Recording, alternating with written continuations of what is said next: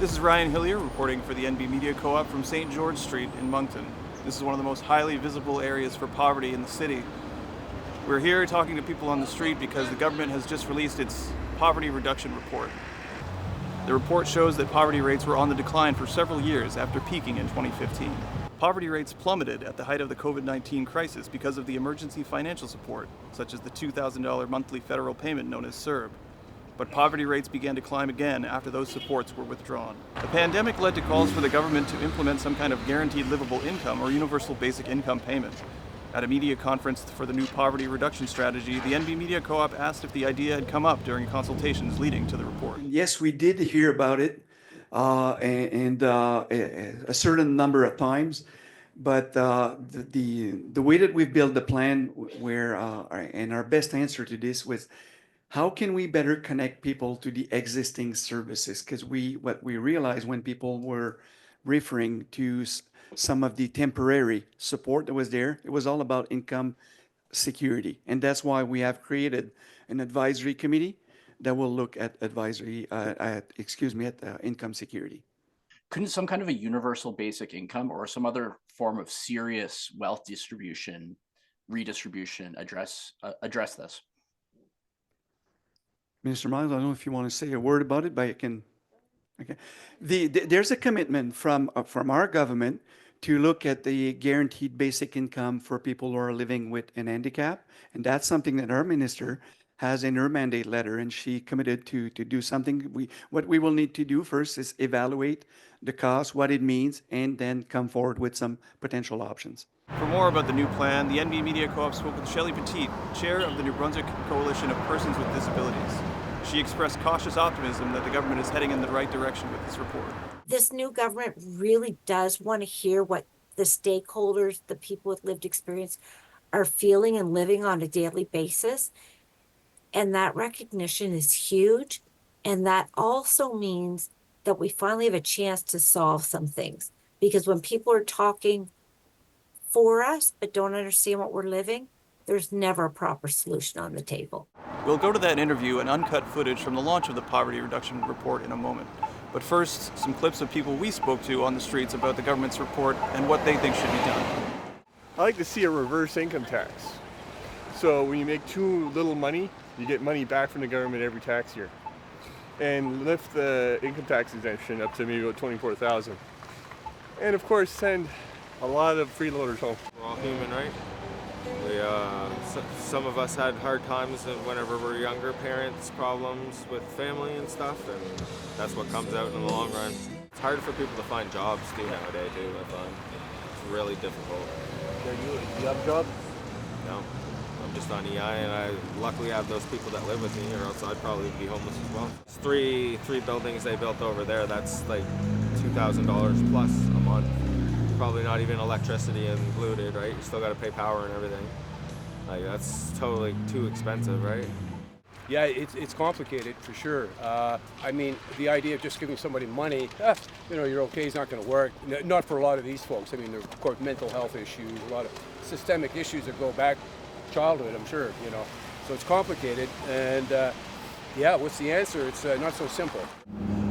Only a few people agreed to speak with us. There's a general sense of suspicion around journalists and cameras in general.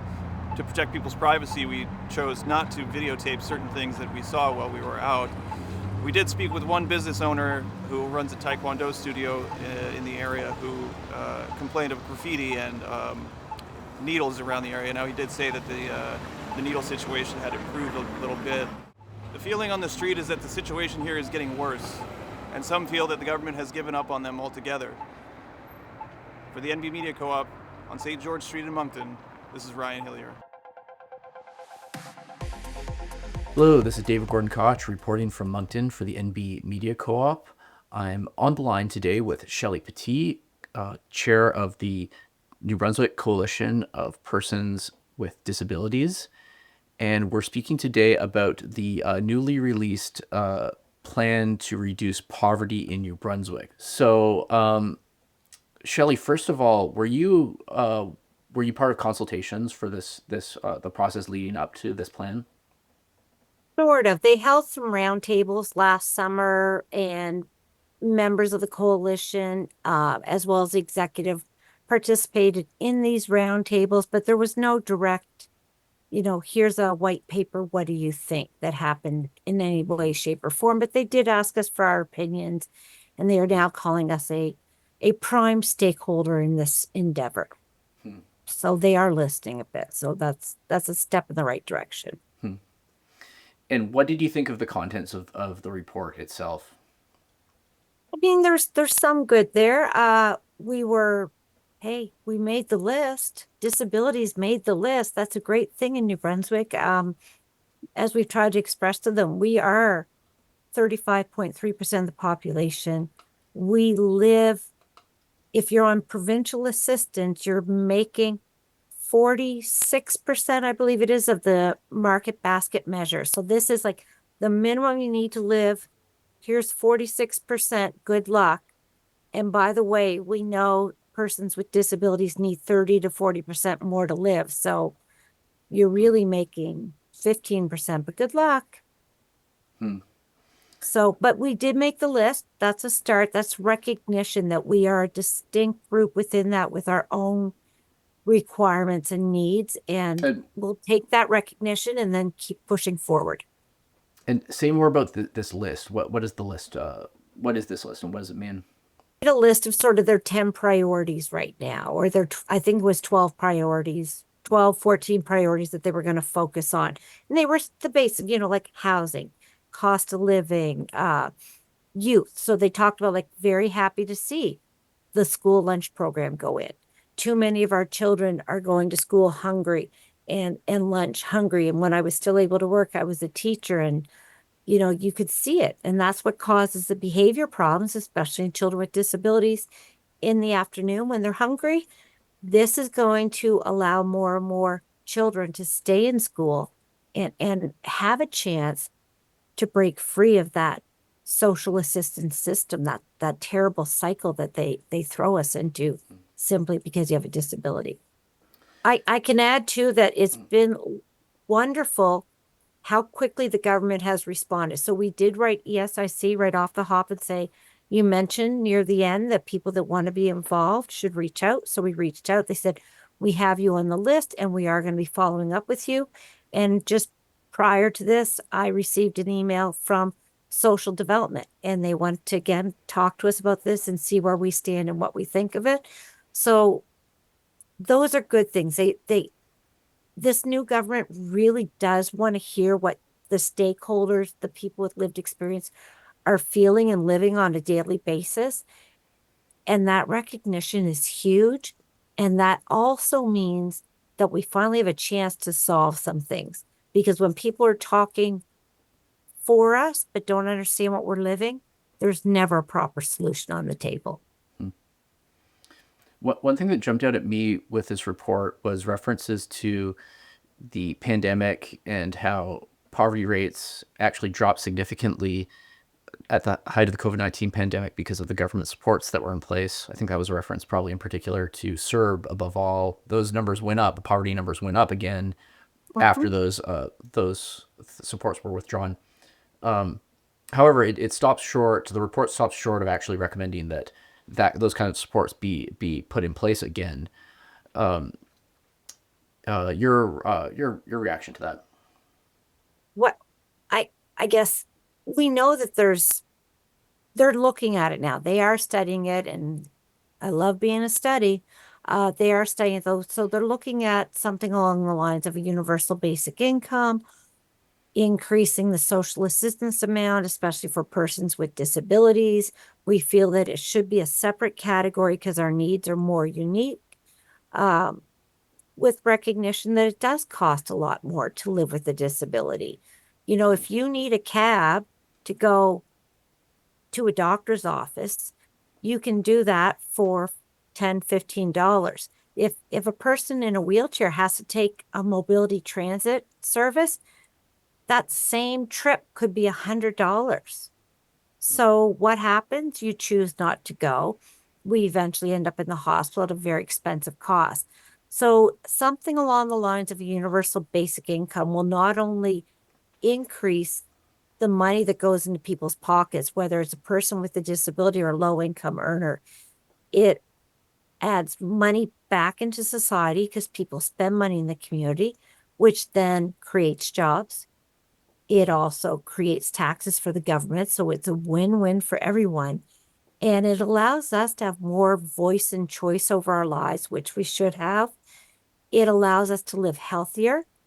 It reduces mental health issues that we develop from being isolated at home. You know, if everyone thinks back to about week 3 of the pandemic and how they felt being isolated, many people with disabilities live their entire lives like that. So it's something along the lines of a basic income, I think would make a significant difference. They can't come out in this day and say, we're going to do it, but we do know it's being investigated. This was announced at the State of the Union. They're looking into it. And somewhere along the line, something like this is going to have to come out.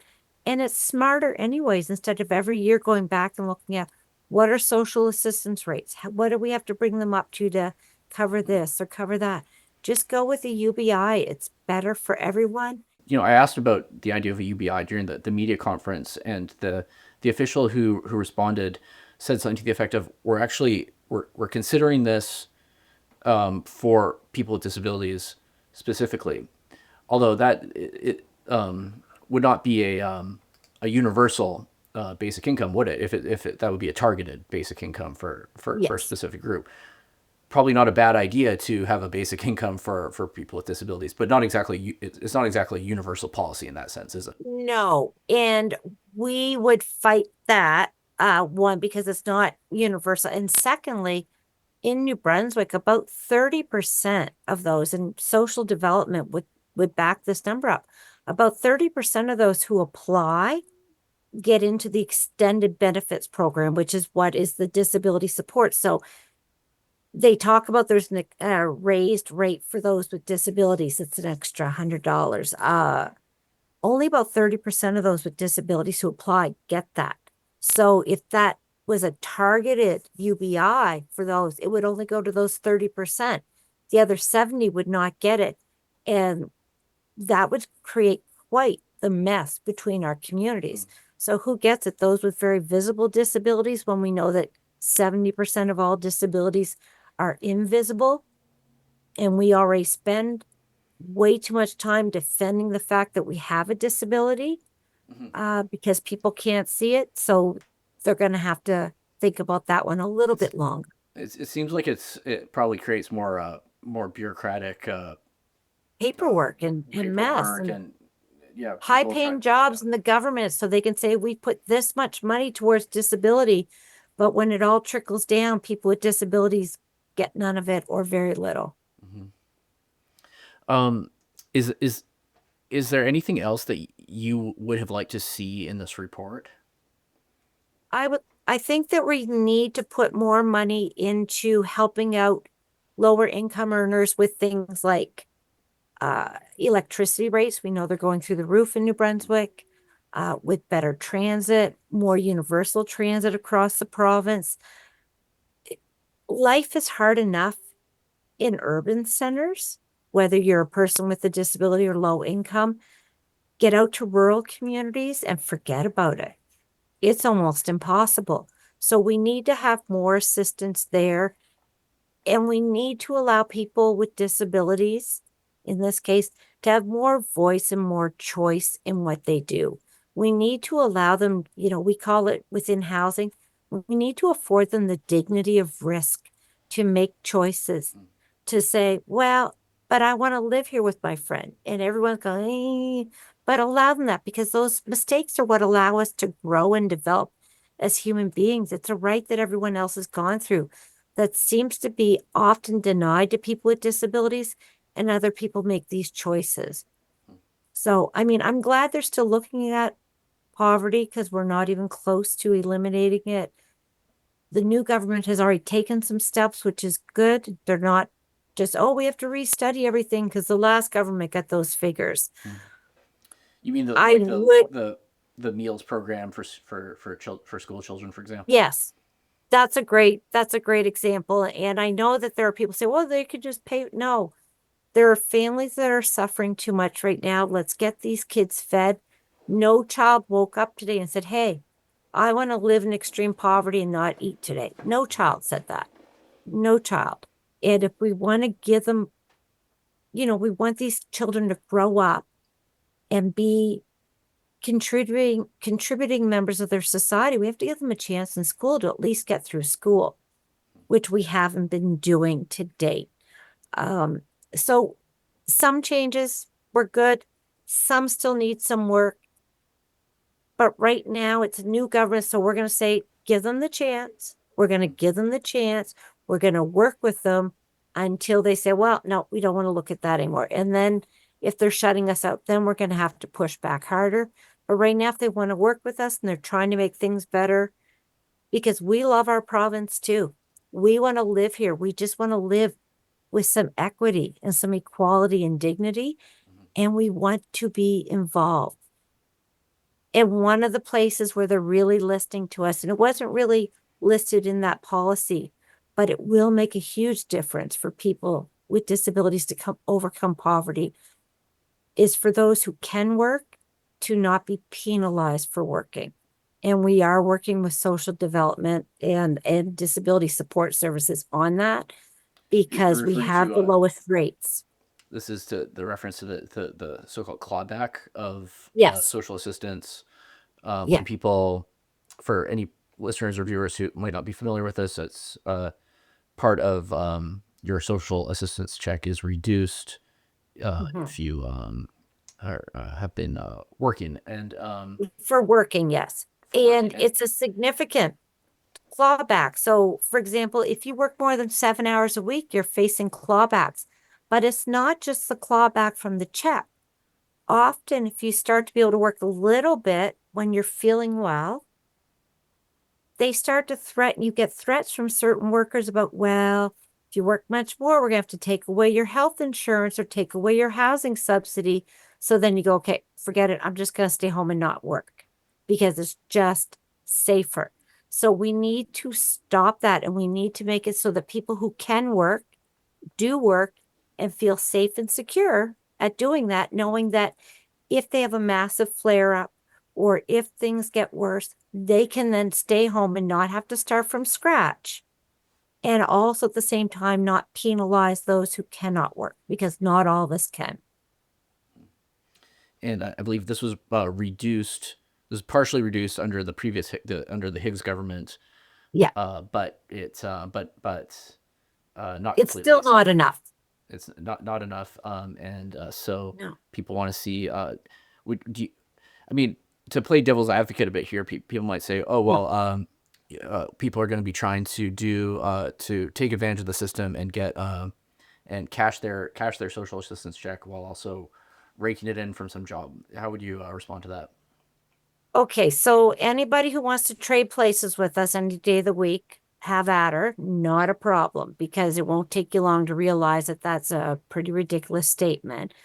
But we're talking most people could work part-time, because just limitations with our bodies or transit, streets, anything like that, that just make it that much more difficult for us to work.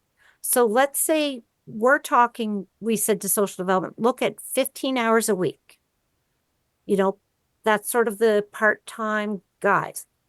Times minimum wage times, they say 4.3 weeks. That's what you should be allowed to earn in a month before facing clawbacks.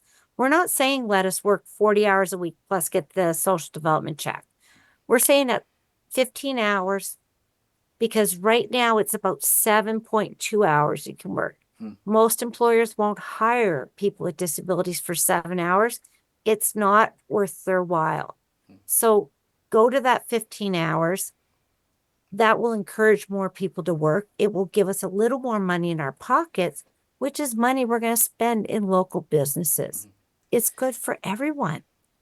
And can you remind me, because last time I checked, the social assistance rates in New Brunswick were the lowest in the country, according to a report by I believe Maytree Foundation.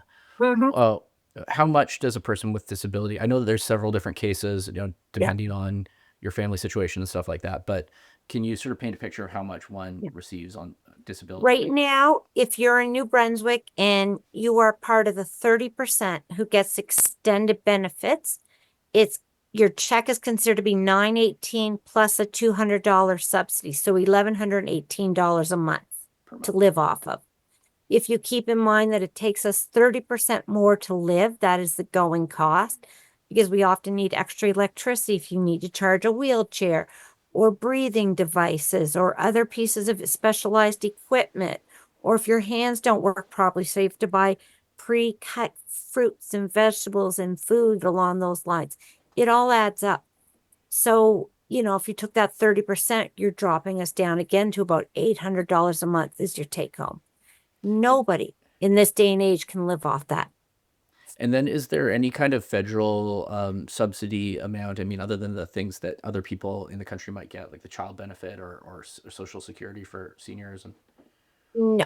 We're waiting for the federal disability benefit to come out. It's supposed to come out for July 1st, which would be a max of $200 a month.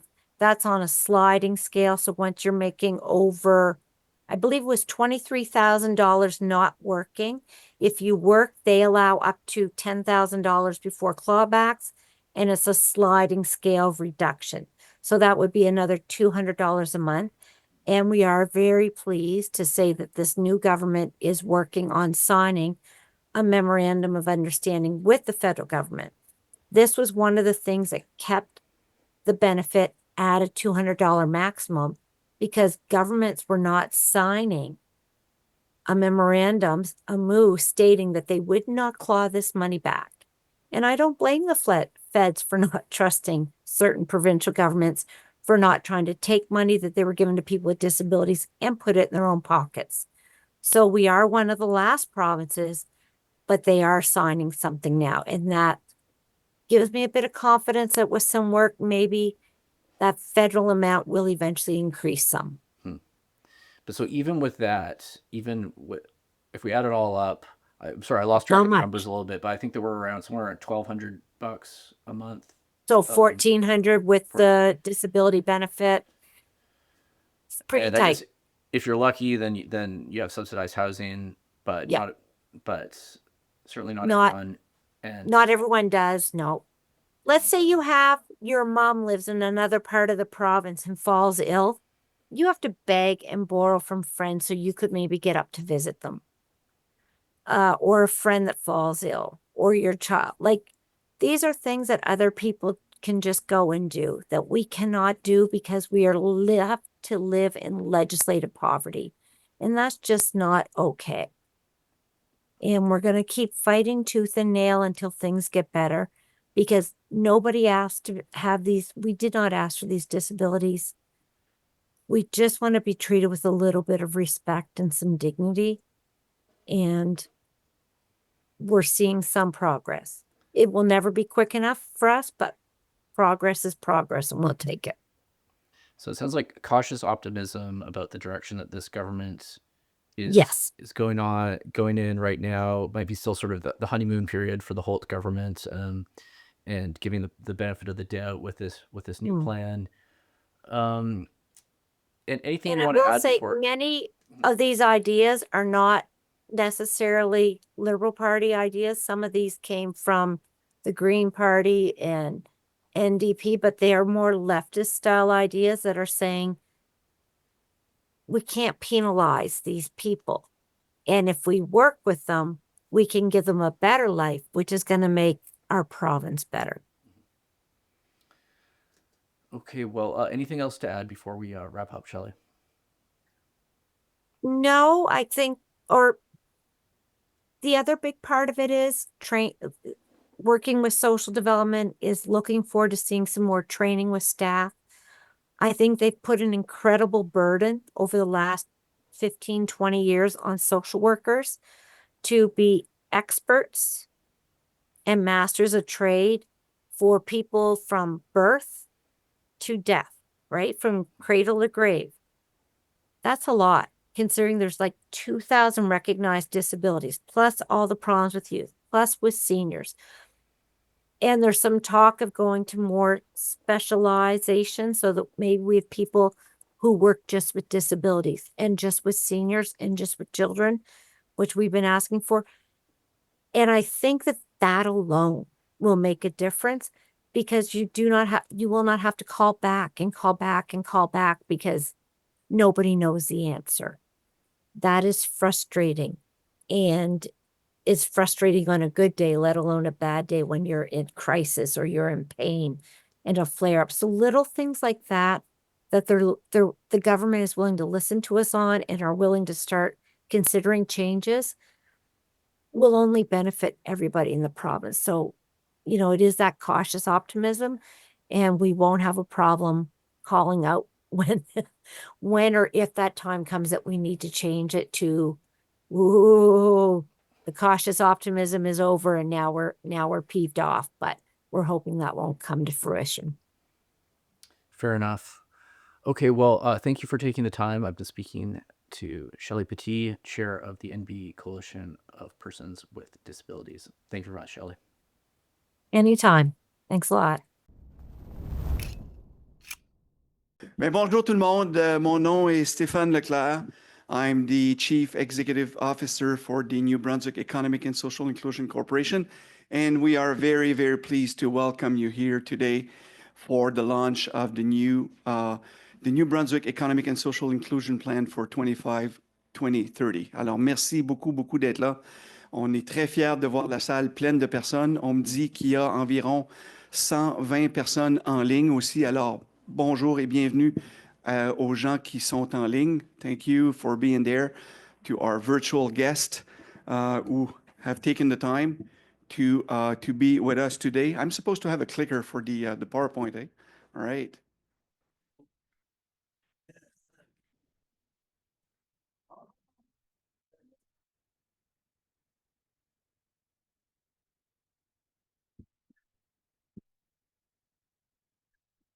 Alors, avant d'aller plus loin, je vais commencer avec le message sur la reconnaissance du territoire. Alors, comme vous le savez, on reconnaît respectueusement que le Nouveau-Brunswick est localisé sur des terres non cédées et des peuples Wolastoqey, Mi'kmaq et Besgado-Mugadzi. Et puis, on s'engage à travailler avec eux dans un mode de respect pour rétablir la confiance.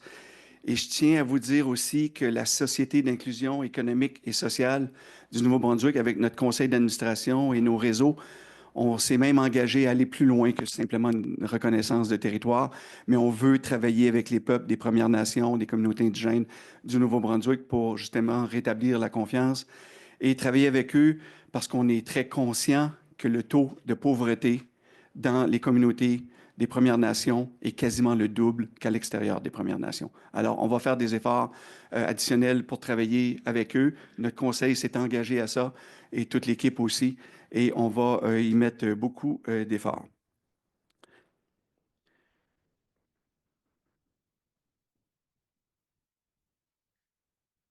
Alors, avant d'aller un peu plus loin, je vais quand même... je veux saluer nos distingués invités, les membres du conseil d'administration, Madame la ministre Miles, représentante du gouvernement Holt, les membres du cabinet Holt, députés de l'Assemblée législative, le ministre Lepage, on est dans votre région, député Arsenault aussi. Les élus municipaux, vous êtes nombreux aujourd'hui, merci d'être là. Merci beaucoup. Vous avez un rôle important à jouer avec les commissions des services régionaux, tous les acteurs. On apprécie énormément votre présence, votre participation, votre collaboration aussi. Parce que depuis quelques années, on a transféré les 12 réseaux d'inclusion communautaire dans les commissions de services régionaux pour venir supporter le mandat du travail communautaire, le transport et le mandat social. Alors, on est content de vous avoir là. Ça démontre votre engagement de ce côté-là.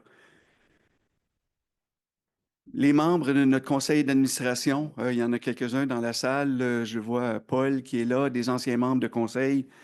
Léopold Pinette, premier président de la Société d'inclusion économique et sociale, celui que j'appelle le grand-papa du plan.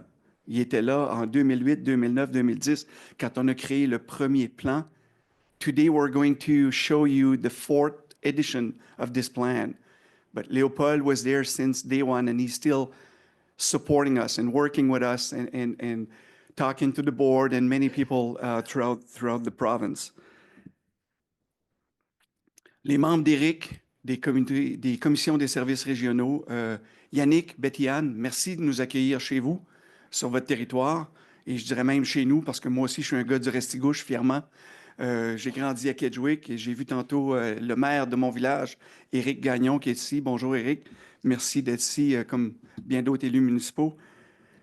Partners from the 4 sectors who have been working with us since day one and who have been supporting and developing partnership and strategic alliances.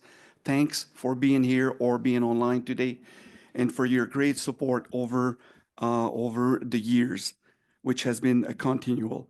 Colleagues from the other provinces, because we have people who are working at poverty reduction strategy from the other provinces who have joined us online. Thank you for taking the time to join us today for the launch of our new 5-year plan.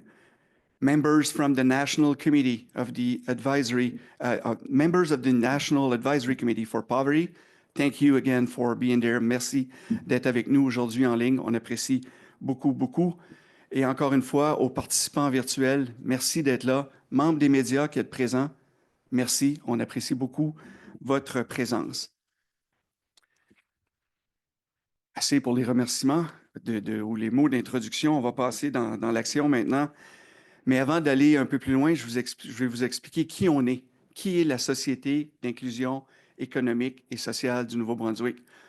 On a vu le jour dans le cadre du premier plan de réduction de la pauvreté ou le plan d'inclusion économique et sociale en 2010. Et puis, à ce moment-là, on a aussi on a eu le mandat justement de développer le plan qu'on doit renouveler à tous les 5 ans.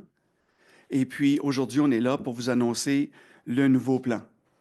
Et puis, l'agenda pour aujourd'hui, la façon dont les choses vont se dérouler aussi, vous allez voir, on va vous présenter le plan et puis on va avoir des discours et ensuite, on va passer aux questions des médias. Et vous avez vu, je vais en français, je vais en anglais. So, if anyone in the room needs any device for the translation, we have some staff that can walk down the aisles and distribute the device, the headsets, if need be. And for those who are online, you know that you can click on the globe at the bottom and listen the presentations in the language of your choice. Alors, je disais que la Société d'inclusion économique et sociale existe depuis 2010. On est une société indépendante, donc on a un conseil d'administration.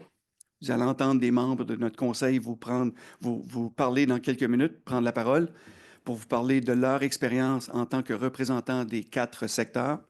Ce qui est unique à notre plan, what's very unique with this model when you compare it with the other provinces or territories or countries in the world, we have a strong collaboration from the 4 sectors, which means that we have citizens on the board of directors, citizens who have either experienced poverty or are still living in poverty, and they have twice the number of seats because we want to hear their voice, their experience, which is very, very important for us. We have representatives from the non-for-profit sector, representatives from the business sector, as well as representatives from government, and 1 representative from opposition, because this is a bipartisan model where when we're coming to the table for the meetings, we're coming in a spirit of collaboration. So, tout le monde se lève les manches et on travaille ensemble en mode de collaboration. C'est le modèle de notre plan depuis le début. Et on a une loi, ce qui est intéressant, on a une loi, je vais vous éviter les détails, mais si vous êtes curieux, vous pourrez aller en ligne. On a une loi qui définit justement nos responsabilités, comment on doit rapporter les progrès, comment on doit partager l'information, faire des rapports et tout ça, et aussi qui nous aide à naviguer avec toute cette question-là. Alors, on va passer maintenant à la partie des discours de la part de nos coprésidents. Et puis, l'agenda va se passer comme ceci. Une partie de discours. Moi, je vais revenir par la suite avec 20 minutes environ de présentation pour vous présenter le nouveau plan. Et la 3e partie de la séance will be the questions from the media. And everything should last about 1 hour. Okay? So that's how we're going to entertain you for the next 60 minutes.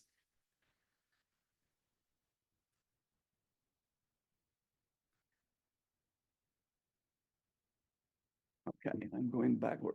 All right. Notre premier invité, c'est Monsieur Jean Alain. Jean est impliqué avec la Société d'inclusion économique et sociale avant même sa création, depuis 2009. Jean était un des 50 membres qui avaient participé au forum final à Saint-Jean en novembre 2009 avec Léopold, Mary Schreier, Jerry Pond, un paquet de personnes qui venaient de partout en province. Et ça, c'était sous le gouvernement Graham qui avait eu la vision de se doter d'un premier plan de réduction de la pauvreté au Nouveau-Brunswick. Donc, ça date quand même de quelques années. Mais Jean a été impliqué à ce moment-là pour aider à façonner le premier plan et toujours été impliqué dans sa communauté avec le secteur des OSBL, les organismes sans but lucratif. Jean est un champion de ce côté-là. Il a fait sa carrière dans la fonction publique. Au moment de prendre sa retraite, il était directeur du collège communautaire de Bathurst. Et Jean est un champion du secteur des OSBL. Et je ne vais pas en dire plus long, mais je vais simplement inviter Jean à venir vous adresser la parole.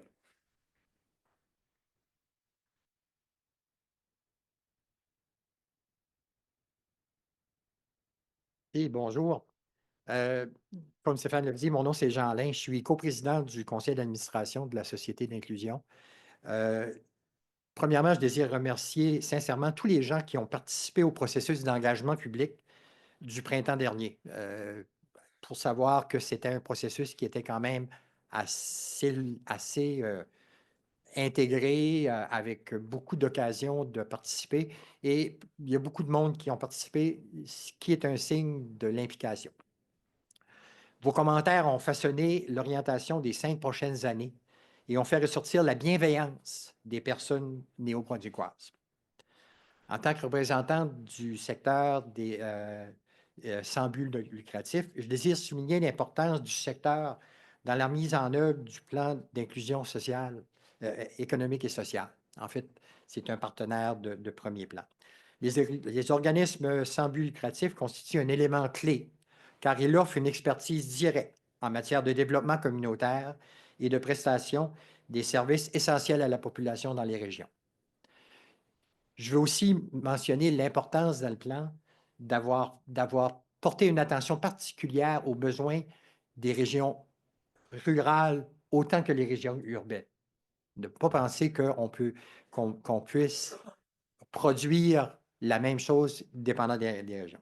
Je tiens aussi à remercier les réseaux d'inclusion communautaire, les RIC, et les commissions des services régionaux pour leur travail ardu tout au long des années. Pour avoir travaillé de près avec les RIC, il y a beaucoup de travail qui se fait en région et qui touche la fibre de la communauté. Alors, je suis heureux d'être ici aujourd'hui pour vous présenter le nouveau plan. Merci.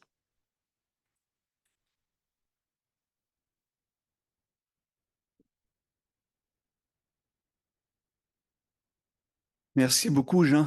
Comme vous pouvez le voir par son témoignage, l'importance du secteur. Si le secteur des OSBL arrêtait son travail aujourd'hui au Nouveau-Brunswick, la province crasherait. Il y a beaucoup, beaucoup de services qui sont offerts là et on le reconnaît. Et notre prochaine invité va vous en parler un peu aussi parce que c'est une fille de terrain. Our next guest is the Honorable Cindy Miles, who is the minister responsible for our corporation, but also minister responsible for social development.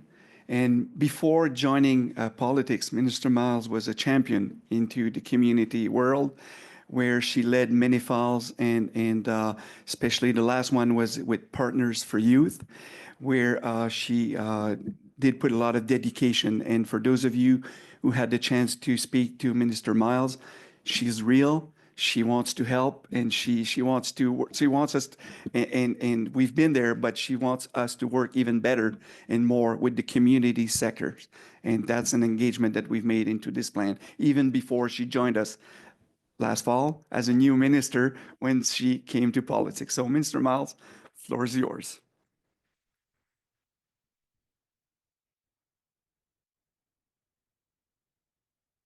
Thank you, merci. And thank you to my colleagues that are here today. I'm not sure if we have any of them online as well, but thank you for being here.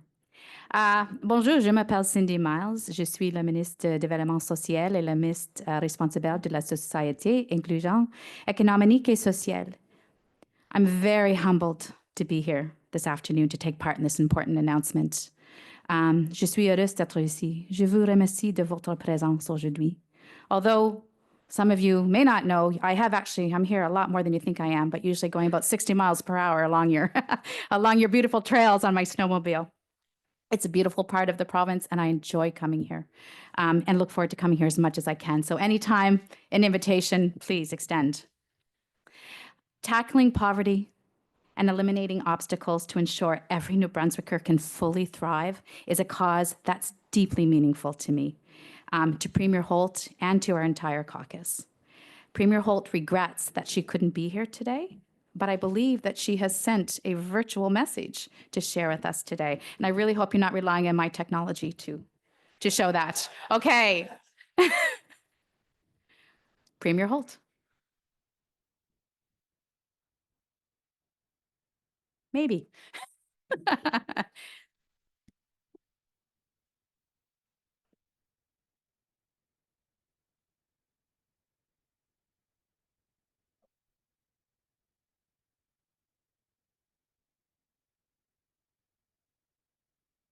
She's saying good things about me right now, just so you know in the back. It's coming. Together.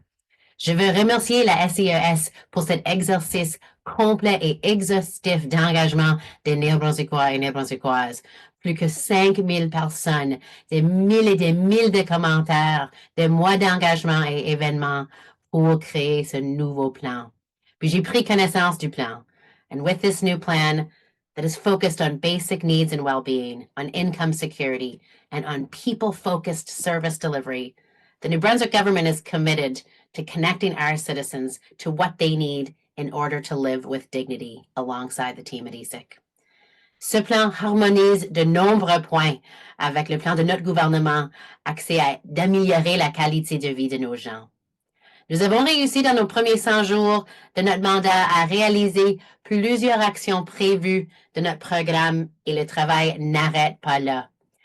We have added a rent cap as of February 1st. Ensure rent increases are capped at 3% annually, as per ESIC's recommendations to support the Housing for All plan. We've put a 10% HST rebate on all new multi-unit builds to help with the rising cost of housing. We have put a 10% rebate in place on electricity consumption to help make life affordable for folks. And as per ESIC's Overcoming Poverty Together recommendations, we have introduced a universal school food program so that every student has access to a free breakfast and a pay-what-you-can lunch program, giving students the necessary tools and food security to thrive in school and helping make life more affordable for New Brunswick parents, just like OPT recommended. Je veux remercier les membres du conseil d'administration de SCES et à l'équipe infatigable qui a su élaborer un plan qui répond aux attentes de nos gens. Thank you to the board of directors and of ESIC and your tireless team for developing this critical plan, OPT4, to ensure that all New Brunswickers have what they individually need to thrive. Merci. Thank you.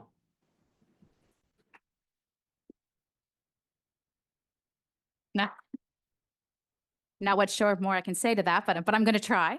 At the very heart of overcoming poverty together is desire for every New Brunswicker to be included and to have the opportunity to thrive. Notre objectif est de fournir à chaque personne de Nouveau-Brunswick les outils nécessaires pour créer la vie de ses rêves. Il n'existe pas de solution universelle, but we know that by working together, we are on the right track to achieving our poverty reduction goals and helping tens of thousands of New Brunswickers improve their quality of life. And while a plan such as OPT requires a strong commitment from all levels of government, further collaboration between businesses, nonprofits, and citizens is the key to a future where no one is left behind. Personne n'est laissé derrière. As Stefan alluded to earlier, I come from community. I know that heart lives in community, and I know that community wants what's best for their citizens, and they want the tools and the resources to really come together and work together for their citizens and their community. And personal engagement in our communities is just as important. A simple act like checking in and offering support to our neighbors will be critical as we build a New Brunswick where everyone can live their best life. On behalf of Premier Holtz and my colleagues, I take this opportunity to extend the invitation to the leaders and members of other political parties in New Brunswick to support this plan and ensure their full collaboration in its implementation. I believe a member opposition might be online today as well too, so she's been such a champion for us as well too, MLA Johnson. I also encourage and challenge all New Brunswickers to get involved and show leadership by helping to promote inclusion and alleviate poverty. Nous comptons sur tous les Néo-Brunswickois pour travailler ensemble et faire preuve de leadership en contribuant à promouvoir l'inclusion, ainsi que réduire la pauvreté. To finish, I want to congratulate as well the Board of Directors and the dedicated staff of Economic and Social Inclusion Corporation for the great work that they've accomplished and that they've been doing all these years and keeping folks together. This is a plan made by New Brunswickers. It's exciting. And great work they've accomplished by working with their many partners since the beginning of the initiative. And please be assured that your work is not going unnoticed. Thank you. Merci. Walewan, Walelan. Let's get to why we're here. Thank you.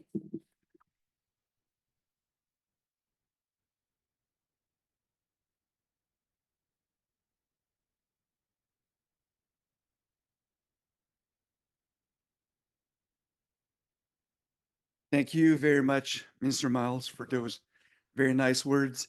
Told you folks, that she's a real committed and engaged minister, and we're very pleased to have Minister Miles as the minister responsible on our board of directors. The other two ministers, because we have three, and I'll mention their name, they are Aaron Kennedy, who's responsible for local government and service New Brunswick, and Minister Hickey as well, who's responsible for housing.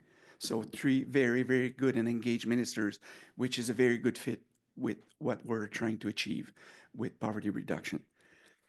Thank you, Mr. Miles, and thank you, Premier Holt, for the leadership that you're showing as well avec la question des langues officielles. Vous voyez, elle va d'une langue à l'autre. La première ministre est un produit de l'immersion et est en train de redonner une fierté aux Néo-Brunswickois de pouvoir parler les deux langues. Et on apprécie beaucoup, beaucoup, beaucoup tout ce qu'elle fait pour promouvoir le bilinguisme au Nouveau-Brunswick. Our next guest is another one of our co-chair, and she's going to, I'm going backward again. Shelley Clayton. Okay. Shelley is joining us virtually. Shelley is the co-chair for the citizen sector. Shelley Clayton is someone who have experienced poverty in her life, walked herself out of poverty, and today she's working for the University of New Brunswick, helping students with financial assistance. So what a good fit for somebody that really understands what it means to live or experience poverty. So do we have Shelley ready to deliver her message? Will be in a few seconds.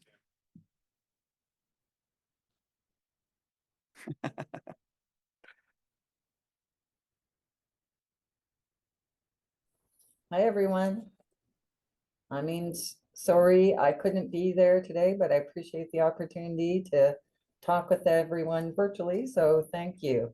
My name is Shelley Clayton, and I appreciate the opportunity to speak to everyone as my position as co-chair on ASIC's board of directors representing citizens. I'm honored to be here today to unveil the fourth iteration of Overcoming Poverty Together, and it is a result of thousands of hours of engagement and conversations with stakeholders, data analysis, and drafting. So this has taken a whole breadth of people working very, very hard to bring this information forward. And I'm grateful that I was able to participate and engage with people, both through dialogues, briefs, and the questionnaire. But also I was able to be a part of focus groups and talk directly with people experiencing poverty and social exclusion. The contribution of people speaking their own stories and truth at the decision-making level is crucial to paint the realistic picture of precarious situations in which too many New Brunswickers find themselves. When we first started, when I first started with the Social Inclusion Network, it was an amazing organization, but it has just taken on into a very positive direction. And the input from the citizen is essential to identifying measures and solutions to aiming to improve the lives of people across the province in an impactful way. So they are part of the solution as opposed to being not listened to and not heard. And I just want to really sincerely thank everyone who shared their stories with all of us at ASIC, as well as myself. A lot of the stories resonated with me, and I'm very appreciative of the opportunity to speak to everyone today. Thank you very much.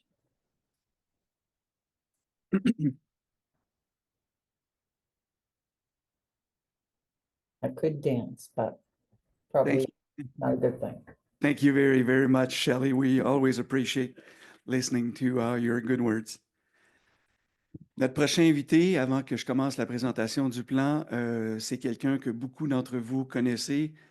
Si vous êtes de la région du Restigouche, j'aime de le taquiner en l'appelant le King du Restigouche. Michel Guittard, c'est un gars du secteur des affaires, c'est le directeur général de la CBDC, qui est d'ailleurs soit la meilleure ou une des meilleures au Canada en matière d'efficacité, de gestion et tellement ce qu'ils font avec beaucoup de gestion dans des programmes sociaux aussi. Alors Michel, je sais que tu as un cœur économique, mais tu as aussi un cœur très social et on apprécie ça. Et je peux vous dire que moi, j'ai la chance de connaître Michel depuis qu'il est à notre conseil d'administration. Mais indirectement, même avant de connaître Michel, mon père me parlait de Michel. Parce que mon père a siégé au conseil d'administration de la CBDC du Restigouche. Il me disait, Stéphane, il faut que tu rencontres ce gars-là quelque temps. Il a une énergie, il connaît tout le monde, il est au courant de tous les programmes. Vous allez cliquer ensemble. Et quand on s'est vu, oui, on a cliqué ensemble. Au point, à un moment donné, j'ai dit, ça ne te tenterait pas de venir sur notre conseil d'administration, Michel? Et il a appliqué à travers le processus et il a été choisi pour représenter le secteur des affaires. Alors, Michel, sans plus tarder, je t'invite à venir prendre la parole.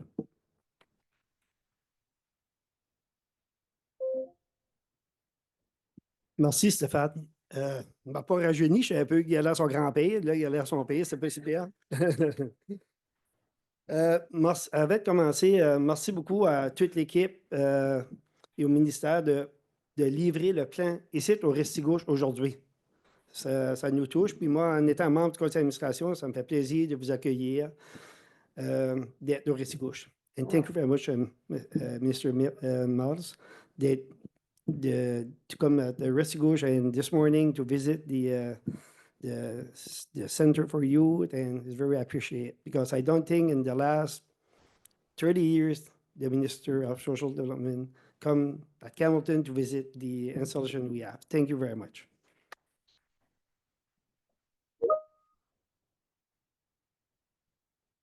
My name is Michel Guittard, and I'm co-chairman of the Board of Directors of Economic and Social Inclusion Corporation, representing the business sector. Thank you for being here today for this special event. Tout d'abord, il faut souligner que les entreprises ont un intérêt particulier pour cette initiative, car une main-d'œuvre qualifiée est essentielle pour les aider à faire face à la concurrence sur le marché mondial. Plus encore, le secteur des affaires bénéficie également d'une communauté avec de liens sociaux solides. En effet, les entreprises locales sont la source de plusieurs emplois et jouent un rôle clé pour assurer la prospérité économique de la province. Elles appuient aussi des œuvres de charité et participent à des activités sociales et communautaires, tout en offrant des biens et des services qui répondent aux besoins fondamentaux de la population. C'est donc avec plaisir que je suis ici aujourd'hui pour dévoiler l'initiative Ensemble pour vaincre la pauvreté, 4e édition.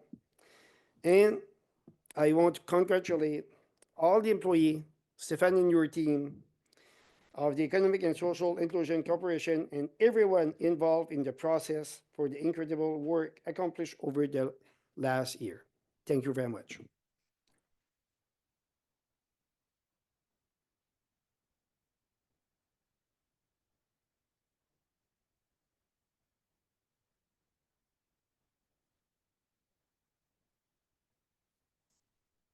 Merci beaucoup, Michel.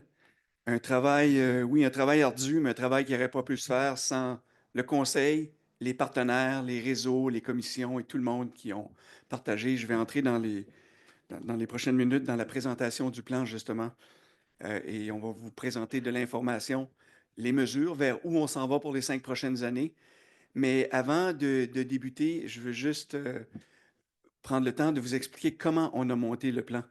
Et vous allez voir, oui, il y a un processus d'engagement public, mais quand vous allez prendre connaissance du document, le document est basé sur ce qui nous a été dit, ce qui nous a été partagé. And people have entrusted us with their stories, their experience. And we put that information into the plan so everybody can feel it and have a feel for what it is to live in poverty or without dignity sometimes. And that's why we're making a call to action with the launch of a new plan and asking everybody from the 4 sectors to take part into the realization of the plan.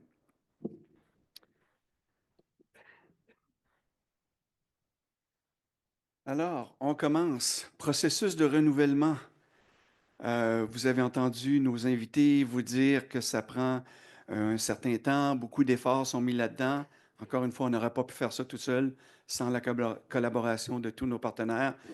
De janvier à avril dernier, on a parlé à 5000 personnes à travers un sondage, à travers des rencontres publiques que les réseaux ont organisées sur leur territoire avec les commissions, les partenaires communautaires, le secteur des affaires, toutes sortes de rencontres. On a tenu des groupes focus avec des personnes qui vivent la pauvreté de façon extraordinaire.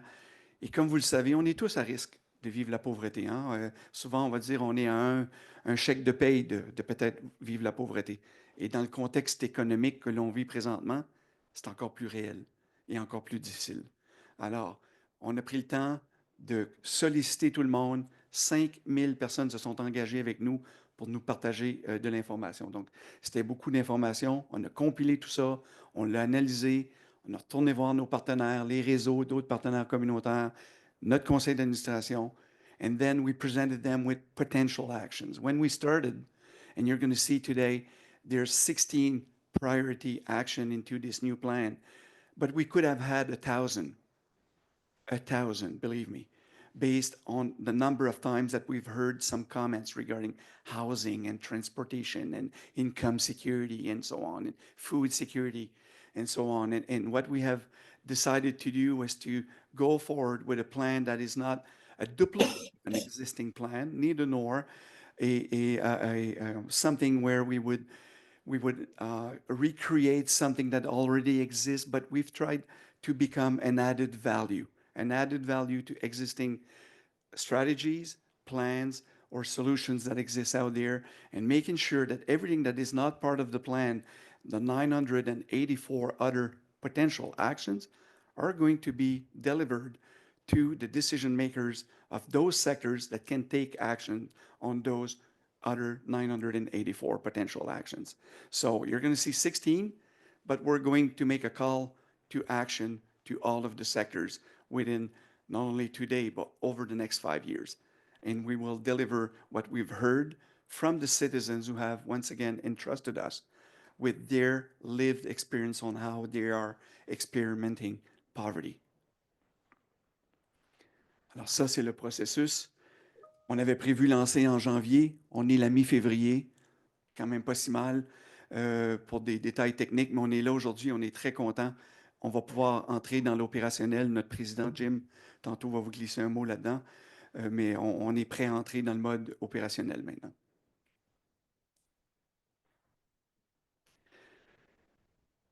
Je vous ai dit 42 000 commentaires, 5 000 participants. Ça, c'est les 10 thèmes principaux qui ont émergé, sans aucune surprise. L'habitation. Le coût de l'habitation a explosé au Nouveau-Brunswick, partout au Canada. la question du transport, la sécurité alimentaire, tout ce qui touche les services de garde d'enfants. Il y a des gaps qui existent. On va se pencher sur ces questions-là. Comment s'assurer de brancher les gens, de connecter les gens aux services, puis aux programmes, puis aux bénéfices existants. Beaucoup de gens nous disaient pendant les consultations, ah, je ne savais pas que ce programme-là existe ou je ne savais pas que ce bénéfice-là existe. Donc, on va faire beaucoup d'efforts additionnels pour promouvoir les programmes existants et les faire connaître et aider les gens à appliquer aussi. Parce que ça aussi, c'est un défi qu'on rencontre lorsque les gens vont chercher le formulaire ou or when they're downloading the form or trying to fill it out. If you have a literacy challenge, then you're double challenged, right? You're challenged because you can't access the service and because of the fact that you can't read the form. Because sometimes, you know, in government, and I'll raise my hand, we have a tendency to make it a little complicated. And people told us, use the plain language, please. And we've heard it many times during the consultations. And we said, okay, let's stop here and look at how we can improve this. So there's going to be many initiatives that will be driven with that approach. But just to give you an appreciation of what the 10 most important themes look like, and housing in the last plan 5 years ago was the theme that we've heard about. It was in position number 6, and 10 years ago, it was in position number 10. In this round, it was the first topic that we've heard about, the one that we've heard the most about it. So, and there's some solutions with better collaboration supporting the New Brunswick Housing Corporation, and I'll tell you a little bit more in a few minutes. La vision pour le plan, bien, naturellement, on veut s'assurer que les gens puissent s'épanouir et avoir une belle qualité de vie, avoir accès à des services qui sont équitables, qu'on soit en milieu urbain ou rural. Et c'est ça qu'on a décidé de placer dans notre vision. Et c'était très cher au cœur de notre conseil d'administration, ce côté-là, parce que le Nouveau-Brunswick, ce n'est pas juste nos quelques centres urbains, c'est beaucoup la ruralité. Et les gens ont beaucoup à se déplacer.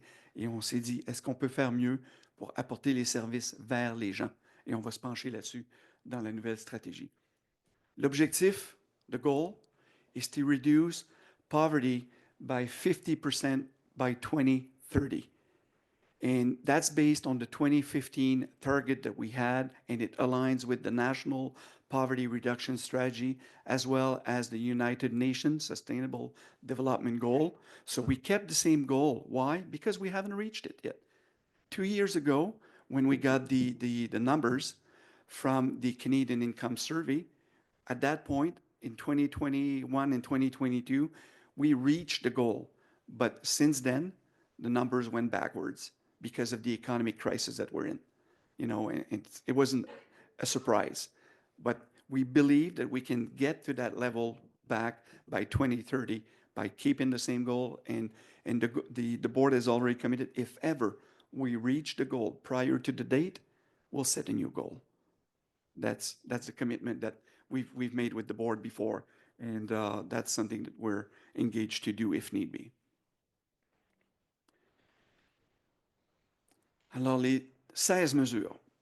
Le premier pilier est au niveau des besoins fondamentaux pour que les gens puissent vivre avec un bien-être. Et un bien-être qui veut dire une belle qualité de vie. Donc, tout ce qui touche la sécurité alimentaire, et merci au gouvernement Holt, Madame la ministre Miles et tous vos collègues qui viennent d'annoncer le programme alimentaire dans les écoles.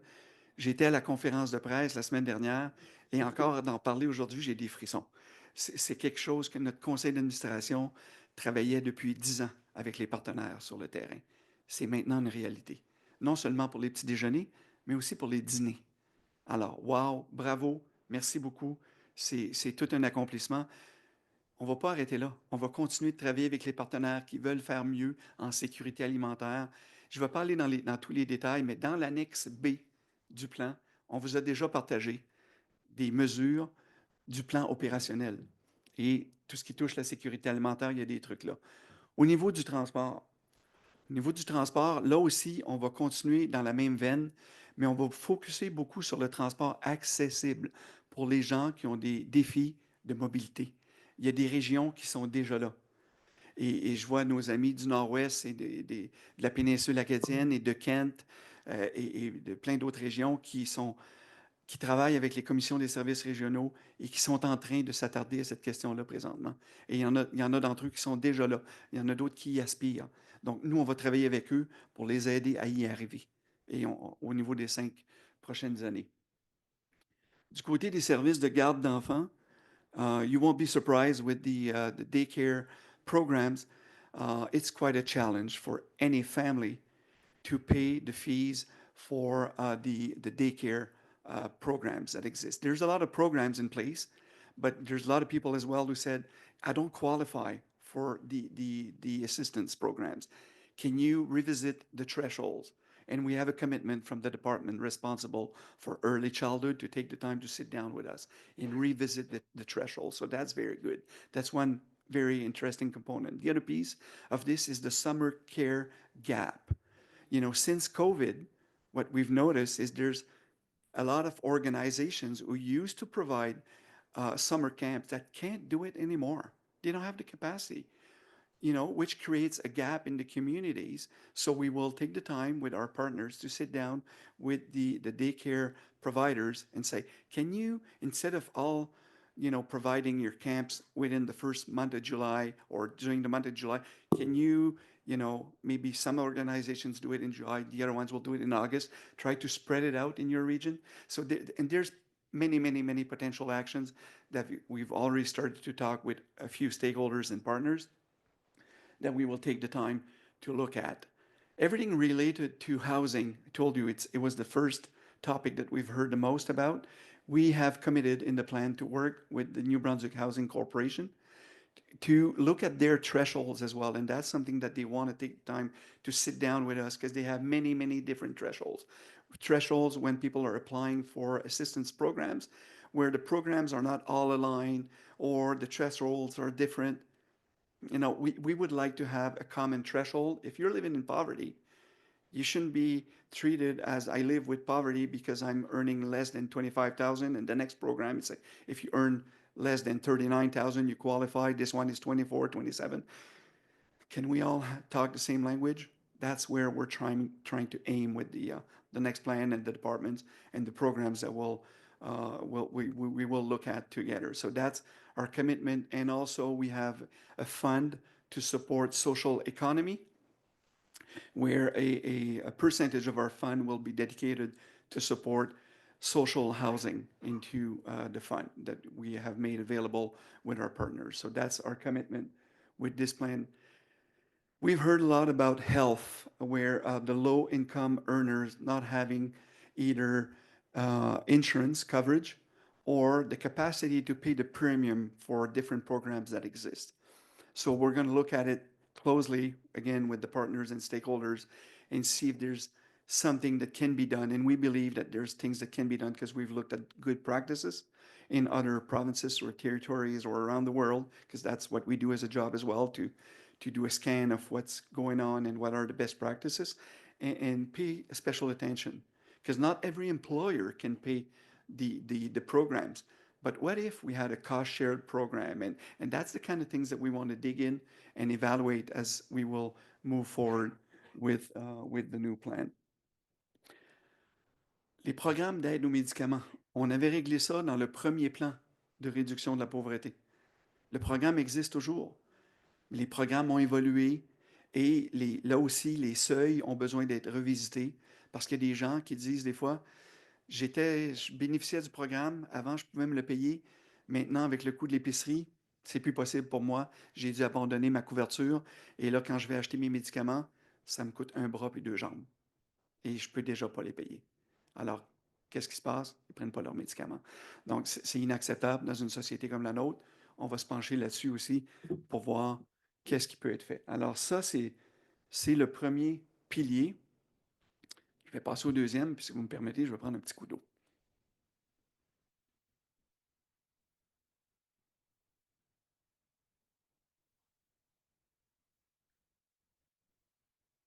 Second pillar is quite interesting as well, because we're talking about the income security. And again, connecting people to their benefits. You wouldn't believe the number of times that we've heard people saying again, you know, oh, I didn't know that this program exists. Well, one of the good examples is 211, and Daniela Fernandez is here at the back with a kiosk. We've been supporting and promoting 211, and I hope that everybody in this room know about 211. If you don't, please call the number. I'm just challenging you because you will find out a series of good information from community and government services. It's amazing, and those folks are providing services in what 78 different languages. Wow, 100, over 100 different languages. So regardless of your mother tongue, somebody should be able to answer your questions and help you navigate what exists out there. So we're going to spend a lot of time at helping people to connect to their benefits. And with our partners, we've been promoting over the years the community volunteer income tax clinics. And that program itself has been bringing back money into the pockets of our New Brunswickers for a total value of about $45 million a year. And we're investing about, I'll say, $100,000 in promotion and staff time to push this one. So the return on investment is pretty good, but we need more people to take advantage of all of the programs and the benefits. La littératie financière, ça existe dans les écoles, mais on veut s'assurer qu'on offre de la formation avec nos partenaires communautaires, aux nouveaux arrivants, aux familles, à tout quiconque qui pourrait bénéficier d'apprendre à comment mieux gérer son budget ou faire des investissements pour les études, ces trucs-là. Il y a plein de bonnes choses qui existent. On va faire beaucoup, beaucoup de promotions de ce côté-là parce qu'on les voit, les impacts. On les voit, on est capable de les mesurer et on est capable de voir la valeur que ça apporte. L'amélioration des conditions de travail pour les personnes à faible revenu, je vous ai parlé des programmes de santé tout à l'heure, c'est beaucoup autour de là que ça tourne. Pour justement les personnes qui travaillent soit au salaire minimum ou quelques dollars de plus que le salaire minimum, il y a quand même beaucoup de gens qui se retrouvent dans cette échelle-là et qui n'ont pas beaucoup de bénéfices. Donc, on veut voir comment on peut améliorer ces conditions-là pour qu'ils puissent avoir accès à des meilleures conditions de travail. On va se pencher aussi sur tout le défi et la question des défis que vivent les personnes qui ont un handicap.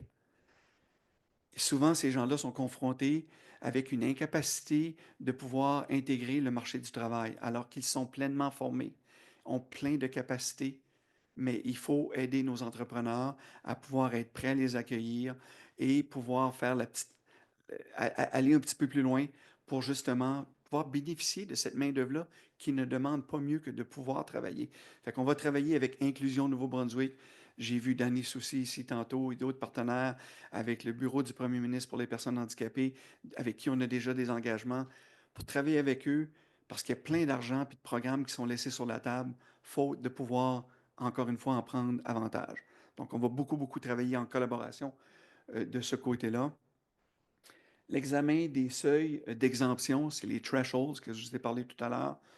On a quelques ministères, 4 ou 5 présentement, qui sont déjà intéressés à venir à la table avec nous pour justement regarder ces thresholds-là et essayer d'avoir un équilibre et tous avoir la même définition pour pouvoir rendre les programmes plus accessibles. Et tout ça ne se fera pas naturellement juste overnight en criant lapin, là. Ça va prendre du travail, des analyses. Il va falloir asseoir des gens qui ont des expertises autour de la table pour faire les calculs, les analyses et tout ça. On va prendre le temps. On va créer des comités. Je vais vous expliquer ça dans quelques minutes, justement, le prochain point. Création d'un comité consultatif sur le revenu. Parce que les conditions de travail, c'est une chose, mais les seuils d'exemption ou les seuils pour pouvoir accéder à des programmes, il faut prendre le temps d'évaluer ça comme il faut, parce que changer des programmes, ça prend du temps, ça prend beaucoup d'analyse, et par la suite, il faut retourner voir les bailleurs de fonds et expliquer le pourquoi et s'assurer qu'on s'aligne. Donc, on va devoir mettre un comité spécial sur pied pour cette question-là. So the second pillar about income security, that's what it is. Oops, sorry, went a little too far. The third pillar here, again, we've heard a lot of people saying how difficult it is for them to access the services or the programs. So we're going to deploy some efforts to reduce the barriers and to help people to better connect, whether they are in rural community, if it's a challenge of transportation. Well, with our transportation partners now, there's much more possibilities than there were before. But we're going to work with the service providers as well to see, can we be more creative here? And we've already have a lot of ideas and thoughts of things that could be done. The sensitization training opportunities. This one threw me out my chair when we looked at a number of times that we've read the word stigma and traumatization. That's how people feel when they're asking for help. Not every time, but a lot of times. And too much time. So we're going to spend some time with our government departments, but also with the non-for-profit and the business to offer some training possibilities to help the staff to have a better understanding on how to make sure that when we're welcoming somebody who's coming and knocking at the door to get some help, that we treat them with dignity and respect. So, but it was, Michelle, how many times did we hear the word stigma? 6,400 and change time out of the 42,000 comments. I fell off my chair. I was like, really? But when we look at the society that we live in right now, with the rage and a lot of things that are going wild and crazy, we're saying, okay, all right, well, we got to do something better. We're in New Brunswick. We know each other. We can do better. We can do better. We're going to look at the youth who are aging out of care as well.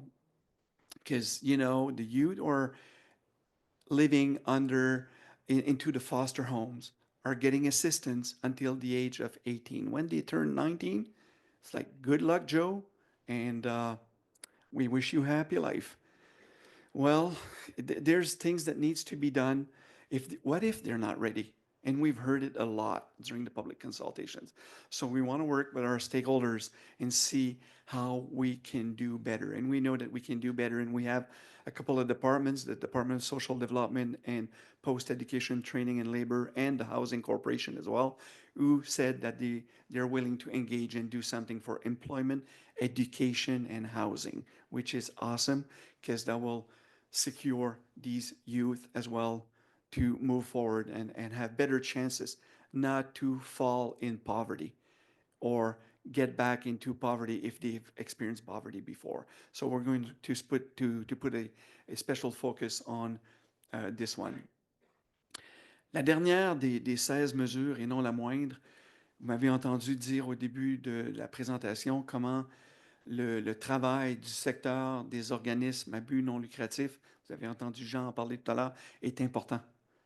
Et j'ai dit les mots, si le secteur des OSBL arrête son travail, la province crash demain matin. Et il y a beaucoup d'organismes qui travaillent cœur et âme, qui n'ont pas toujours les capacités de le faire et qui pourraient mieux faire si on était mieux structuré. On l'a entendu dans le rapport émanant de Coesia. La Fondation communautaire de la péninsule acadienne a fait une consultation avec des leaders. Léopold était là, et puis d'autres personnes aussi que je salue, qui sont ici présentement, justement pour nous aider à aller prendre le pouls. Est-ce que le secteur veut être organisé? Comment le secteur entrevoit ça? Fait que nous, dans EVP 4, on va créer 2 comités consultatifs. Celui sur le revenu, dont je vous ai parlé tantôt pour les normes d'emploi, les bénéfices, comment mettre plus d'argent dans les poches des citoyens. Mais on va aussi en créer un pour les OSBL. Et c'est quelque chose qui va durer 1 an, 2 ans, 3 ans. J'en ai aucune idée pour le moment, mais on va prendre le temps de réfléchir avec le secteur pour voir qu'est-ce qui manque, comment on peut les aider à s'organiser. On a déjà eu au Nouveau-Brunswick un secrétariat des organismes sans but lucratif qui avait duré environ 3 ans et qui a été mis de côté par la suite. Et les gens en parlent encore aujourd'hui, une dizaine d'années plus tard. Alors, on va se pencher sur ces questions-là. On va regarder les meilleures pratiques dans les autres provinces, territoires, pays. Et le Nouveau-Brunswick est une des seules provinces où le secteur n'est pas structuré, organisé à l'échelle provinciale. Et on pense qu'en travaillant ensemble, excusez-moi, en travaillant ensemble de ce côté-là pour créer une structure permanente pour supporter le secteur, qu'on pourrait encore aller plus loin avec eux et créer des meilleures possibilités pour eux au niveau de la viabilité de leurs organisations. Donc, on va se pencher sur ces questions-là à travers EVP4. Alors ça, c'est les 16 mesures avec les 2 comités consultatifs. We're going to measure the progress because that's one of the responsibility in every plan where I told you about the target, but we're also going to create a dashboard where we will share with you the information to help you make better decisions from your sector's perspective.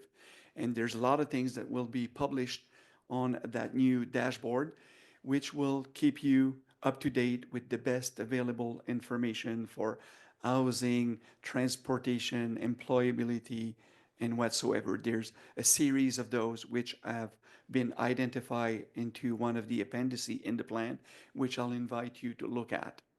And if you have any questions on what else could be measured, then I will challenge you to give us a call. Give us a call. If you have a piece of information that we should look at, consider, that would be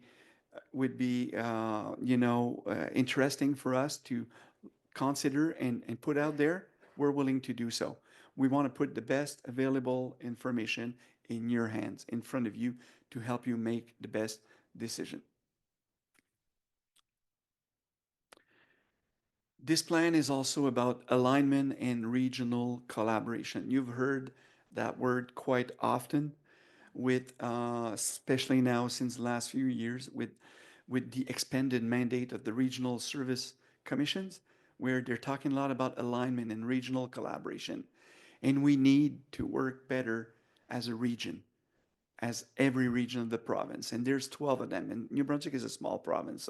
And we're doing it. We've been doing it much better since the last few years that we were doing it 10 and 20 years ago. So we're too small of a province and of a population to work in silos. That's obvious. And we realize with the cost of everything going up the roof, we're stronger when we work together. So it's about the alignment, regional collaboration, and that's why we have transferred the SINs into the community inclusion networks, into the regional service commissions, once again, to support the community development mandate, transportation mandate, and the social mandate. Du côté national, nous, on s'aligne avec la stratégie de réduction de pauvreté à l'échelle nationale, donc le plan fédéral. Et puis, eux aussi ont la même cible que nous pour 2030, comme les Nations Unies avec Sustainable Development Goal. Alors, ça, c'est l'alignement que nous, on fait pour aspirer à quelque chose de plus grand que nous, pour que, comme province, on aspire à quelque chose de l'échelle nationale et internationale. A call to action. A call to action you will find into the appendices, again, a call to action for every sector. You know, when I told you about the 984 other potential priority actions, you'll find some of those into the call for action for each of the sectors. So there's an appendix for the business sector, the non-for-profit, local government, because provincial government has a plan, there's many strategies, and the federal government has a national strategy as well, and as well as the citizens. What can you do as a citizen? And there's many things that we can do. Many things that we can do. So just to give you a quick look here at the appendices in the plan, you'll find information about the renewal process, some information to help you and better understand what does it mean to to be living in poverty. And we know that the most important pillars to alleviate or reduce poverty are education. Public education, post-secondary education, which will lead you to better employment most of the time. So that's one of the most important pillar. But there's a lot of good information into the appendices. So that's the plan, my friends, and we're calling and hoping that all of you will really take action and feel free to ask us any questions at any given time over the next 5 years. If you need a presentation with your community, with your board, with your, whatever organization, we will show up. We'll make ourselves available and we will adapt our presentation to your organization as well. Alors, ceci conclut la présentation de la partie des mesures du plan. Je vais maintenant inviter notre président, M. Jim Meehan, who's been the president of E6 since 3 years, about, right? 3 years. Jim is the Deputy Minister of Social Development, a very engaged guy who's been supporting us as well, like the other co-chairs and every other board members as well. So Jim, if you want to come forward and say a few words.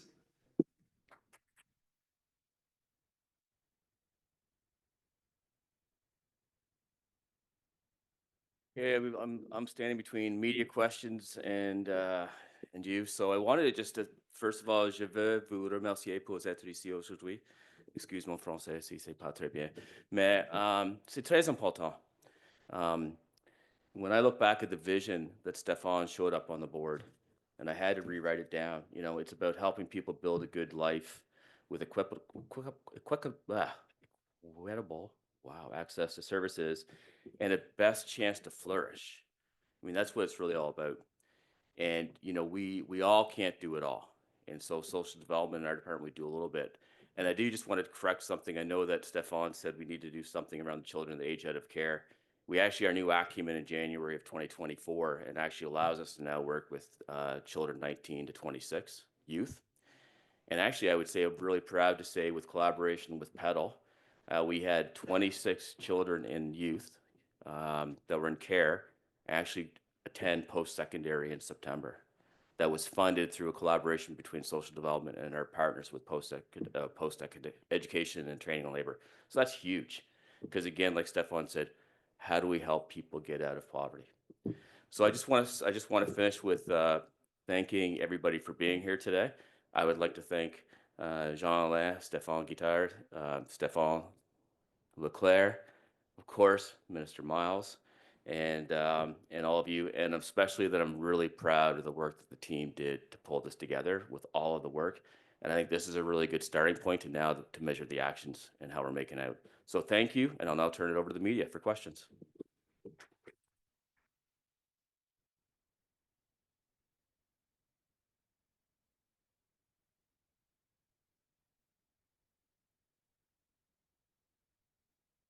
Marc, c'est toi qui viens prendre le lead à partir d'ici?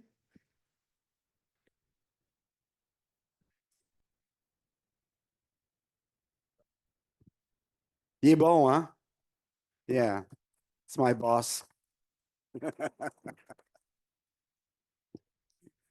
Merci beaucoup, Stéphane. Thank you so much. We're going to go with the media questions now. And there's lots of requests from medias. We have, I think, 8 or 9 online. Il y a 8 ou 9 médias qui sont en ligne. On vous salue. Merci, thank you. Il y a des gens des médias qui sont ici également et qui aimeraient aussi rencontrer de nos gens en Scrum après. Alors, on va essayer d'accommoder tout le monde. Je sais qu'il y a des heures de tombée qui s'en viennent. Alors, on va essayer de faire ça rapidement. Il y aura aussi une prise de photo. There'll be a photo op after the media questions. So it's a loaded afternoon, but very, very interesting. And it's very hot in here. On va commencer avec les médias qui sont présents ici. On a un micro ici. Si vous êtes intéressés à poser des questions live ici, sinon on peut passer avec les médias en ligne. On va aller en ligne, Edith. Okay, for people online, for the media online, it's going to be one question, maybe one supplementary one, but we'll, at the most, we also respectfully ask that if you can just stick to the topic of today. This is great news for New Brunswickers, fantastic news. There's lots of work. We're ready to roll up the sleeves, but we'd like to focus on this event. We understand that the world is in turmoil right now. However, please look at all the well, if you could see all the faces, they're all happy. Alors, on demande aux médias, s'il vous plaît, de garder l'accent sur la bonne nouvelle qu'on a annoncée aujourd'hui. Alors, Edith, premier média. We're going to start with the New Brunswick Media Co-op. Hello, can you hear me? Yes, we can. Great, thank you.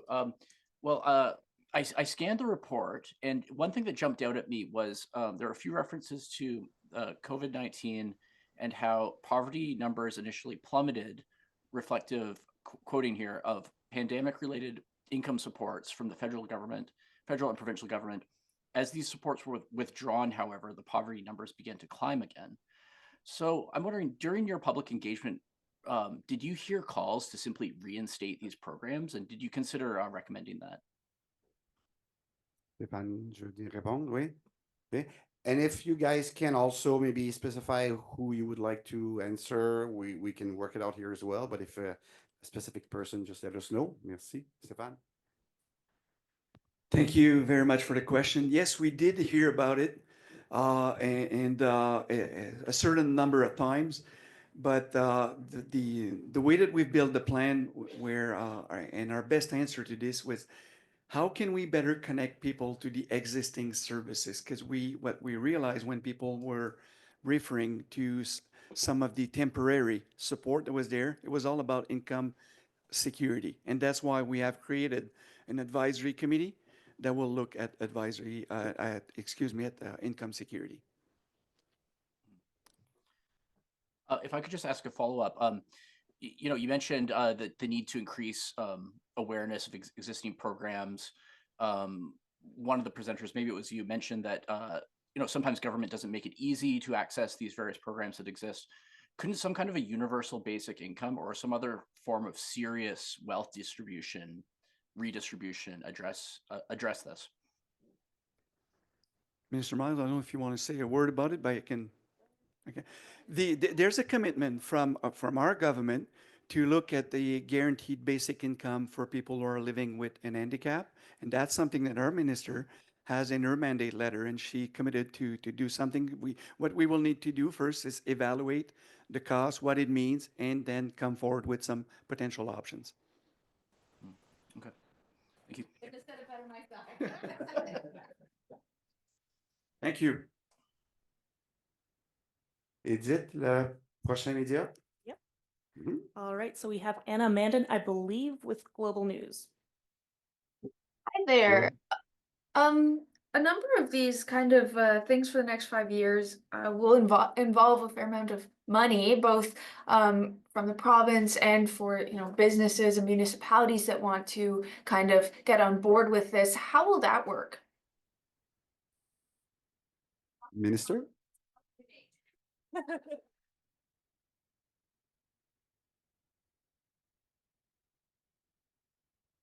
Thank you for the question. And yes, this is why this is a plan that's built by New Brunswickers for New Brunswickers. There is not a one quick solution for this. There is not one department responsible. There's not one level of government that's responsible. It's going to take us working together and working differently together. And we heard Stefan say multiple times, we are New Brunswick. We are, we have the capacity here to do that. We have access to our RSCs, we have access to our local governments, we have access to our provincial governments, and we have access to our federal governments.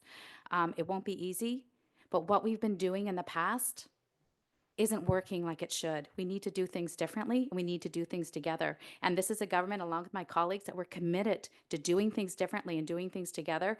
And there's a saying in the disability community, nothing for us without us. And to me, that is what this plan encapsulates so well. So it won't be easy. It's not an unending, pot of money. But when we start making these investments in people and make it on the front, in the beginning, invest in people, that is when you're going to see your greatest rewards. And we know that. Thank you.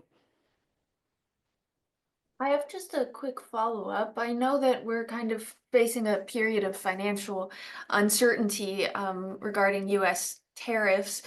Is that a concern for the feasibility of this?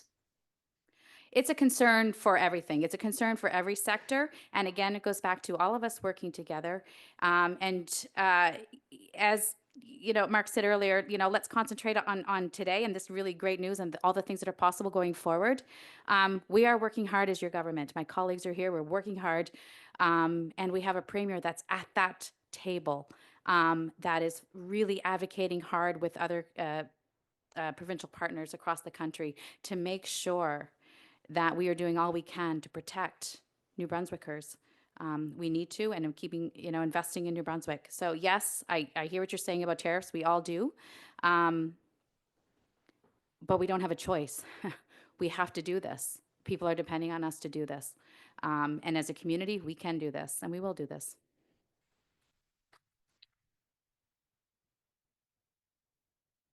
Merci, Madame la Ministre. Et prochain média. Yeah, we have Shane McGee from CBC. Go ahead, Shane. Hello, can you hear me? Can you hear me? Yes, we can. Okay. Just jumping off that last question, the projected provincial deficit has grown. There's a potential change in the federal government that could affect federal spending, child benefit programs and whatnot. What is the anticipated cost of bringing down the numbers to the range you're seeking through this plan?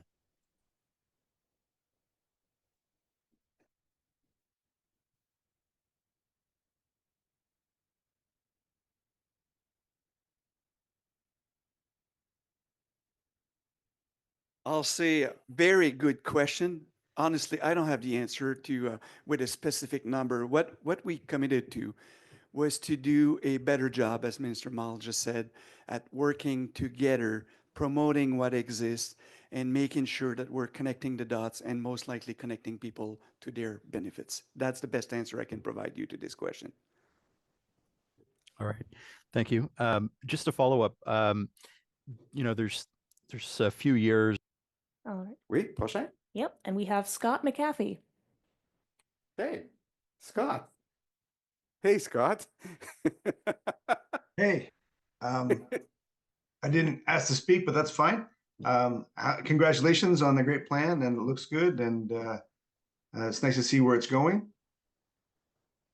And I think it lines up nicely with the federal plan from last year, or the federal recommendations from last year.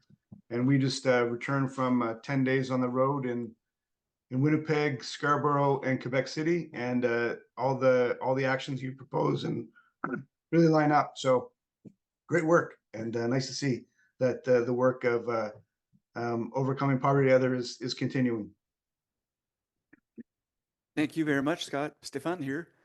Hi, Steph. Scott used to be one of our staff. He's now the president of the National Advisory Committee for Poverty Reduction. So thanks for joining us today with some of your committee members as well. So thanks for the comments. Always interesting to see what you guys are doing as well. And looking forward to welcome you to New Brunswick. I know you're going to be in this region next week, actually. I think you're spending 2 days in the Campbellton Restigouche area. So thanks for joining us today. Wonderful. Thanks. Have a good week. Thank you. Scott, you took us by surprise right now. He's a good friend, good ex-colleague, un bon ami. So, merci, Scott. Edith, est-ce qu'on a... C'est fini? Well, time for the photo op. That went well. Merci beaucoup. Thank you all for joining us today. Merci beaucoup, beaucoup de vous être joints à nous aujourd'hui. Pour ce qui est des photographies, on va commencer tout d'abord avec nos distingués invités ici avec Stéphane. Donc, ce sont les représentants du conseil d'administration de la CIES, les boissons.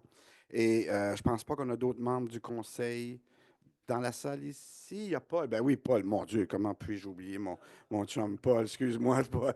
Alors, on va prendre une photo avec les gens du conseil, avec Jim et Stéphane. Par la suite, s'il y a des députés qui veulent se joindre, on aimerait vraiment prendre des photos également avec les représentants des réseaux d'inclusion communautaire et des CSR par la suite. Restez prêts. Il y aura aussi des questions pour certains dignitaires de certains médias qui sont sur place ici. Merci beaucoup. Merci tout le monde. À l'écran, il y a un sign de pledge là, pour ceux qui prendront le temps de regarder. On vous invite à utiliser ce document-là. Merci. Merci beaucoup.